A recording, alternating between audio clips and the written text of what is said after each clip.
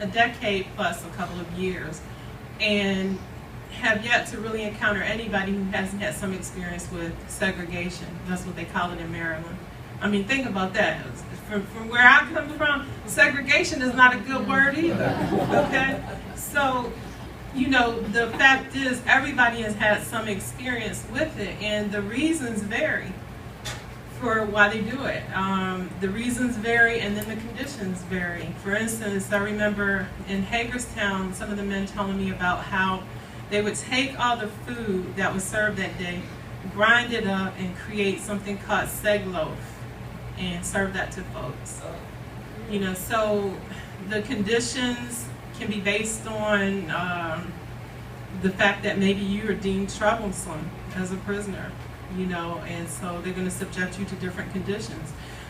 I look at the whole system as being problematic, so it's very hard for me to just stay on solitary confinement. But one of the things I do want to speak to, because I think a lot of stuff has already been spoken to anyway, statistically and otherwise, but there are a couple of things I want to mention, is that, okay, Louisiana incarcerates more people than anybody in the world. I mean, they have a higher rate of incarceration, the highest rate of incarceration in the world. But Maryland incarcerates black folks at a higher percentage than even Louisiana. Okay, Maryland has this pretense of being a very liberal place also, but when you look at the prison system, it just does not demonstrate that it's a very liberal, or definitely not a very progressive place. Okay. The other thing that I want to mention is the Federal Bureau of Prisons' use of control management units. Communications management units. I guess that word control, that was like a Freudian. I mean, you know, come on, this is what it is, control. Where basically they are controlling all communication that these folks have with the outside. A person can be thrown into that unit with very little reason given, okay, and will have a very difficult time appealing or getting out of that unit and back into general population. So what you see is like this whole notion of solitary being taken and just becoming repressive is a light word. Much more oppressive. That's even a light word from where I sit.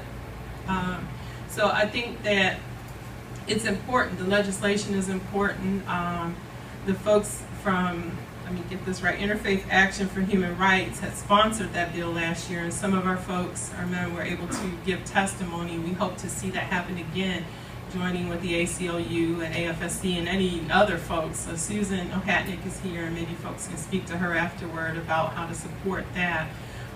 But one of the things I want to get back to is just the whole idea that this is a moral issue.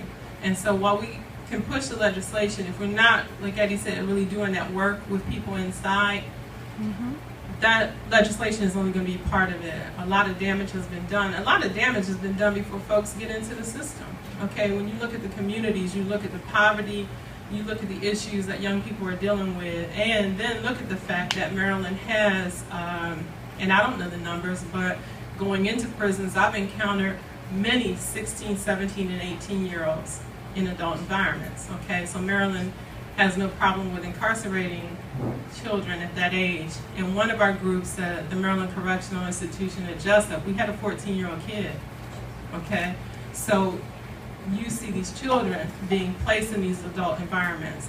Then you add to that lockup, you add to that, like we're talking about the damage that's done to young people, the damage that's done to people in solitary period is something that we have to look at, and that we're going to have to pay the bill eventually.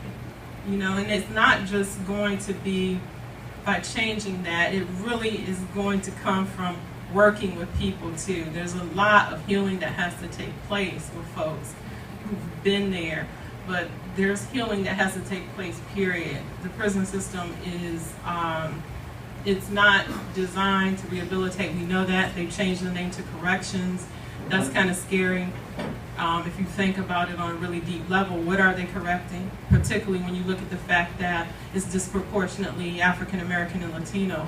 What are you correcting? Is this, you know, you're correcting our culture, you're correcting what? When very often we're ending up in that prison system because of poverty, we're ending up in there because of a lack of opportunity. because there are no opportunities in many of the communities.